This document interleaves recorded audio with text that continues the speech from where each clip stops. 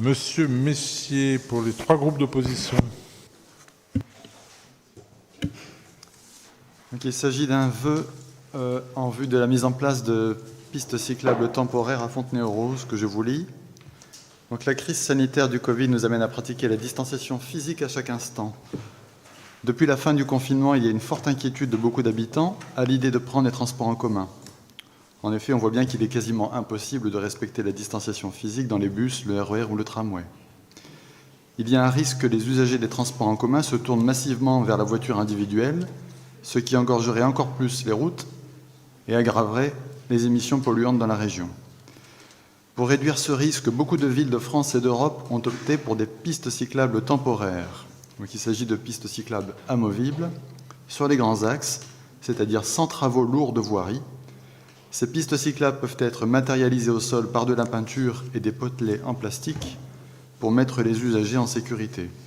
Elles sont matérialisées de couleur jaune, la couleur habituelle pour les travaux provisoires sur la voirie.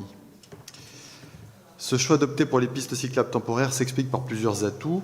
Une mise en place rapide et peu coûteuse pour les collectivités, le potentiel important de travailleurs potentiellement concernés, puisque 50% des franciliens travaillent à moins de 7 km de leur domicile, soit 30 minutes à vélo, la vitesse garantie des déplacements en vélo, 15 km/h en moyenne, quelles que soient les conditions de circulation, l'intérêt grandissant des habitants pour l'usage du vélo en ville, qui attendent des pistes cyclables pour sécuriser leurs déplacements en vélo, l'absence de bruit et de pollution, la fluidité de circulation. Une piste cyclable permet de passer 7 fois plus de personnes qu'une voie motorisée.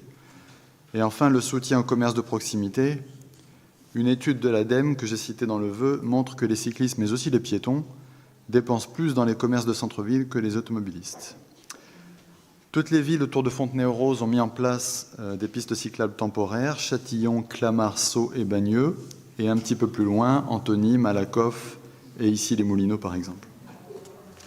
Concernant les piétons, nous souhaitons que la ville prenne des mesures équivalentes sur l'espace public là où les flux piétons sont importants. Des solutions simples existent. Le CEREMA, donc un centre d'études techniques, a publié un guide de recommandation des aménagements provisoires piétons.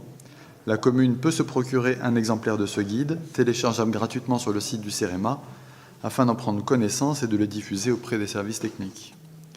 La préconisation principale proposée par le CEREMA est d'aménager les trottoirs à 2,50 m de large pour permettre aux piétons de se croiser.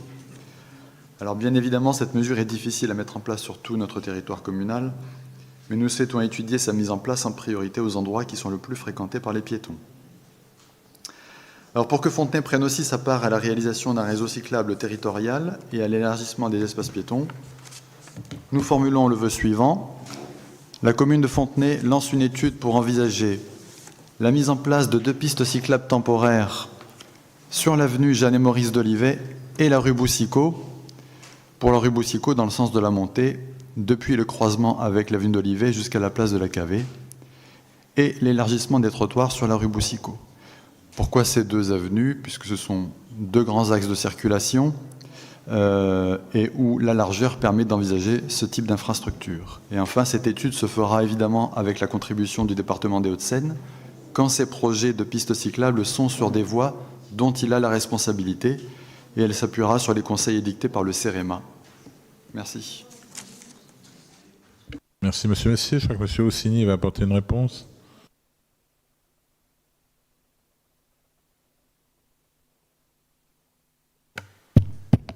Merci, monsieur le maire. Je tiens à vous rassurer là-dessus, on travaille sur les pistes cyclables et les aménagements. Donc, en premier lieu, donc, concernant la création des pistes cyclables provisoires, on a la création d'une piste cyclable qui va être sur la rue Boussicot. Pas sur la rue Boussicot, pardon. La rue Boussicot, en fait, elle ne se prêtera pas à faire des trottoirs de 2,50 m, à moins qu'on supprime carrément les places de parking, et à l'heure actuelle, vaut mieux pas. Voilà, ça c'est clair, c'est dit, et vous le savez très bien, si on pouvait, on aurait retiré directement les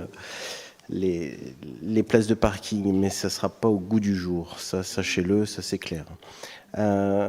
Sur la rue donc d'Olivet, c'est à l'étude, c'est déjà, on travaille dessus, mais sachez quand même que la piste cyclable va être réalisée, provisoire, avec tout ce qu'il comporte en termes de sécurité. Par contre, là, on sera obligé provisoirement de supprimer des places de parking. Ça, c'est rédhibitoire, de manière à ce que le cycliste puisse être en sécurité et avoir l'espace pour pouvoir évoluer. Ça, c'est obligatoire. Il y a 2 projets donc, qui sont à l'étude pour l'instant. Donc, il y a le projet aussi de la piste provisoire qui va passer à la rue de l'Avenir, qui empruntera ensuite l'avenue d'Olivet et ensuite la rue des Pierrelets, l'avenue de Verdun, la rue La Boissière et qui récupérera pour l'avenue Général Leclerc.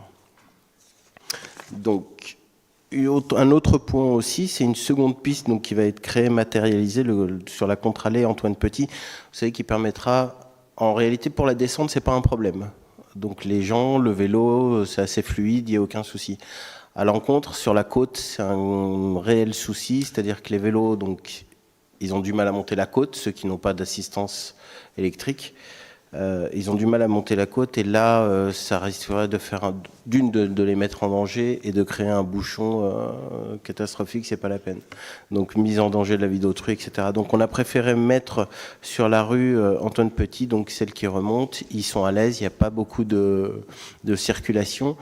Le seul point noir qu'il y avait, c'était le petit décroché pour pouvoir récupérer la rue et on a demandé à ce que ça soit étudié pour pouvoir placer un petit potelet et éventuellement même mettre un sas devant le feu rouge pour que les vélos puissent se placer dessus et passer au feu vert pour pouvoir passer.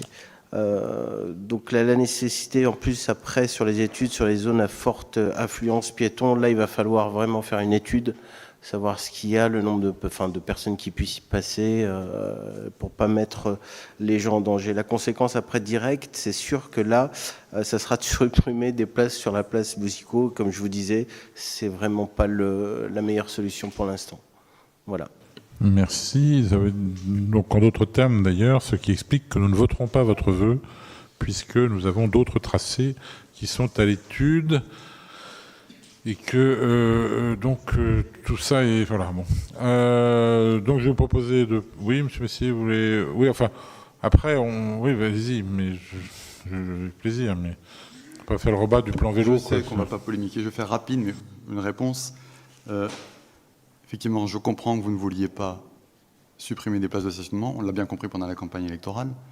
On nous a souvent dit qu'on l'assumait pas. Moi, contrairement à ce que vous dites, on l'assumait. On l'a dit publiquement dans les réunions publiques. Si on veut faire des pistes cyclables, par définition, il faut prendre à quelqu'un d'autre. Donc, soit aux piétons, on ne voit pas l'intérêt, soit effectivement à la voiture. On ne va pas les mettre sur les toits ou dans des galeries souterraines. Donc, bon, effectivement, c'est pas toujours facile.